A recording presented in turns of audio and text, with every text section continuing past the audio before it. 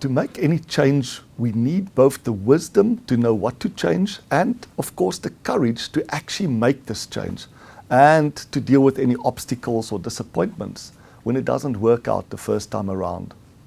Hi, my name is Dr. Alan Barnard. I'm CEO of Golden Research Labs, and I've been curious and doing research for over 20 years on why good people make and often repeat bad decisions. Specifically why we often resist making good changes or choices that can actually help us improve our life or our organization. Well, when researching why this happens, I always find it very interesting that when you ask people directly, what do you believe was really blocking you from making the changes or choices you believed are needed to achieve your goals? They almost never blamed lack of wisdom. They blamed lack of courage.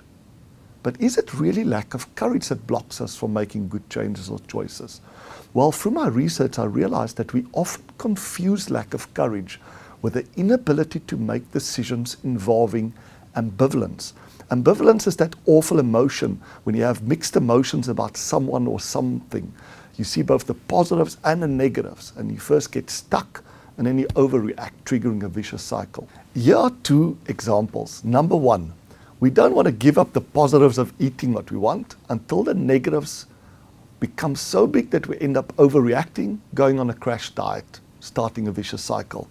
Number two, we want to maintain harmony with our partners or co-workers, so we don't voice our concerns about their behavior until the negatives of doing so become so bad we end up losing our temper, overreacting, feeling guilty, apologizing, and going back to not speaking up.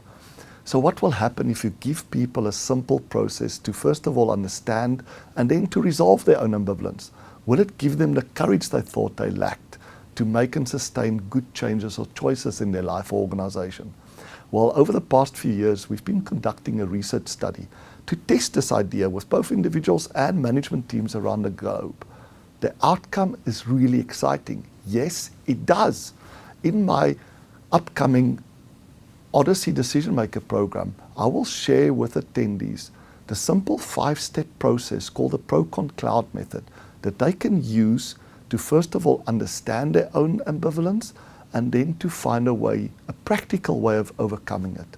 I will also share with you a few real-life case studies to show you how attendees have applied this to make better, faster decisions in both their personal and professional life when it really matters.